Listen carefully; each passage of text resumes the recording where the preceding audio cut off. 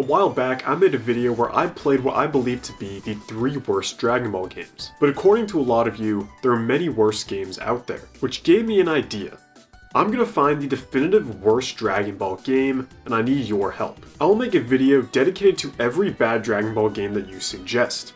Comment down below your personal worst Dragon Ball game, and in the next video I'll cover whatever the top comment says. With each new video and each new game, I will update a tier list, ranking each new game so far. And I will keep going until no one can suggest any new bad Dragon Ball games that I haven't covered yet. Technically, if you want to be a smartass, you can comment, Dragon Ball FighterZ is my worst Dragon Ball game, and technically, according to my own rules, I will have to cover it. But I do want this series to end eventually, so please don't do that. And in today's video, I'm going to be covering Dragon Ball Z Sagas. And I don't know how I missed this in my first video, because this might be one of the worst games I have ever played. Dragon Ball Z Sagas is a 3D beat-em-up game released on GameCube, PS2, and Xbox on March 22nd, 2005. It was developed by Avalanche Software, who I personally know for their Disney games like Toy Story 3 and the Disney Infinity Trilogy, all of which I like, at least in a weird, nostalgic sense. But most recently they developed Hogwarts Legacy, so they seem fairly competent. Well, it seems like back in the early 2000s, they might not have been as competent, releasing games like Tak and the Power of Juju, Chicken Little, and Rugrats Royal Ransom. Yeah, not really the best resume. Sagas was published by Atari, which, you know Atari, the publisher behind the worst game of all time, but interestingly enough, around the early 2000s when Sagas came out, they were responsible for a number of Dragon Ball releases. Some great releases like the Budokai Tenkaichi series, and some horrible releases like Sagas. On release, Dragon Ball Z Sagas received generally negative reviews. On Metacritic, it sits at a 49 critic score and a 5.8 user score, and it's gone down in infamy as one of the worst Dragon Ball games ever. And that is definitely a fair title to give to Dragon Ball Z Sagas. So, let's take a deeper look into this game and see why it is just so deserving of that title. For starters, this game plays horribly. I think most games should strive for fluid and intuitive controls, but in Saga's case, it feels like you are actively fighting with the controls for the whole game's duration. In this game, something as basic as walking is a struggle, with clunky and unresponsive movement. You can jump and fly, except you can only fly horizontally. You can't ascend or descend, essentially defeating the whole point of flying in the first place. Except for when it comes to contrived collectibles that you have to fly for, which I'll touch on later. And to only add on to the miserable controls, you cannot control the camera whatsoever. In a 3D action-adventure game, you can't control the camera. This wouldn't be the worst thing in the world if the automatic camera controls actually worked properly. I don't know what motivates this camera to move, because it will move in the most suboptimal ways at the least important times. Will it move when I need to see an enemy that's off screen? No. But will it move away from a collectible while I'm trying to collect it? Yes. They really couldn't just let us pan the camera. They couldn't even give us that. And I haven't even gotten into the combat yet, which I can assure you is just as terrible. You've got a punching combo, a kick combo, ki blasts, and a special attack. In most situations, just spamming your basic attacks will suffice. Now you can perform more advanced combos, but these aren't really worth it, when just spamming your basic attacks is more than good enough to beat basic enemies and bosses. While fighting, you can lock onto enemies, which just opens up its own whole can of worms. For starters, you can't choose or change what enemy you're locked onto. The game will automatically choose an enemy to lock on. You would think it's the closest enemy, or the enemy you're facing, but I don't really know how it chooses. This means that if you're trying to focus on one enemy, perhaps the enemy that can spawn in more enemies, then good luck getting the lock on to work. The other problem with this system is that it reveals how you can only attack one enemy at a time. In most beat 'em up games like this, you can attack multiple enemies at once with one attack, or at the very least, easily switch targets. But nope, not here. Your standard attacks like melee combos and ki blasts can only damage one enemy at a time. And since you can't manually switch lock-on targets, you're gonna have a hell of a time trying to focus one enemy. There are some other available moves too, such as blocking and charging ki, in addition to unlockable moves and combos, which leads me into my next tirade, the RPG elements,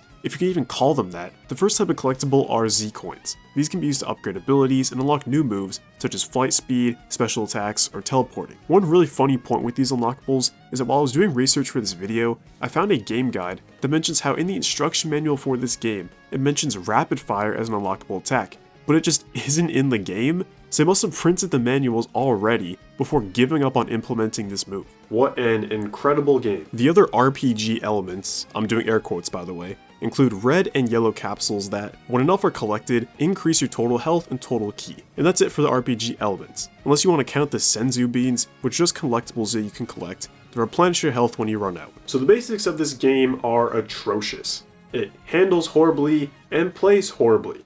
But at least there's fun level design and unique boss fights, right? Right? The level design here...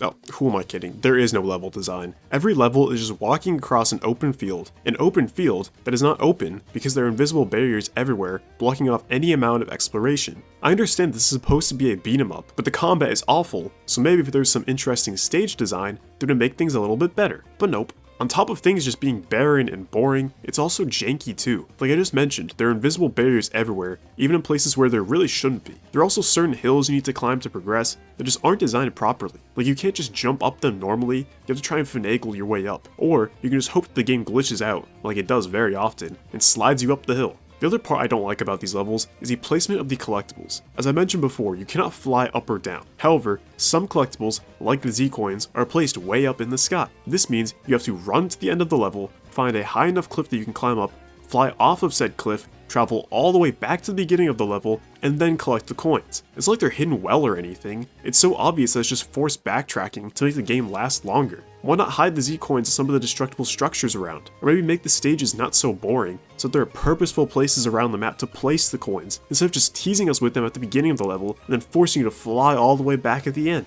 And the boss fights. Don't even get me started on the boss fights. These are so boring and monotonous. The bosses just use the same moves over and over, and all you do is just combo them over and over. Nothing ever happens in these boss fights, it's just the same pattern over and over. If you enjoy holding block and spamming basic combos repeatedly, then you'll certainly love these boss battles. There is the occasional interesting bit, like how you can send enemies flying into destructible environments, but honestly, it just stretches out these boss fights even more. Not to mention, there are animations that just take centuries. Like, why does it take this long for characters to stand back up? One of these boss fights was taking so long that I heard the music end and start up again multiple times. And if I have to hear Vegeta yell Gatling gun one more time, I'm going to lose it. Let's talk about the story and the presentation now. The story covers the major sagas up to the Cell Saga, Snow Saga. Throughout the story, you get to play as many different characters, which is neat, but they do all play practically the same, so... yeah. In terms of how the story is presented, it's told through clips of the anime, which I guess is better than just still screenshots, but the rest of the presentation isn't very good either. Character models, the animations, it's also cheap and ugly. Like, don't get too close up to these things. There's just no Dragon Ball flair to it. It doesn't look like the anime in any way. There's no style or aesthetic, it's just there. So do I have anything nice to say? Well, apparently, this game has a good amount of fans. And why might that be? Well, I, for one, would chalk it up to a little thing called nostalgia. I never played this game as a kid, so I get to experience it for the first time as an adult. And it is not a pleasant experience. But I can imagine, if you're a kid, you could get some level of enjoyment out of this. I will admit, you can play 2-player local co-op throughout the entire story, which I think is a pretty nice addition. Does it run well? No. But it's definitely a nice addition, and I always appreciate support for couch co-op. And that's pretty much it for Dragon Ball Z Sagas. I don't have anything else nice to say, and I think I've said enough mean stuff.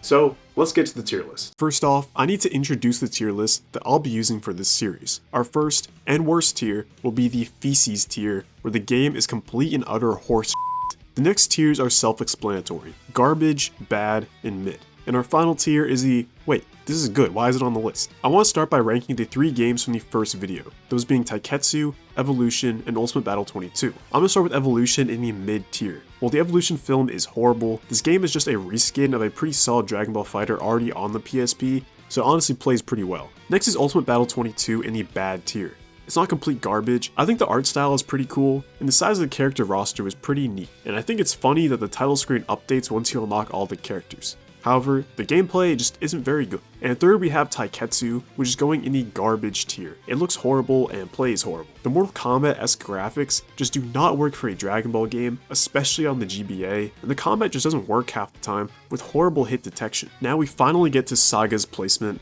which I'm going to place in the Feces tier. I got absolutely no enjoyment out of this game.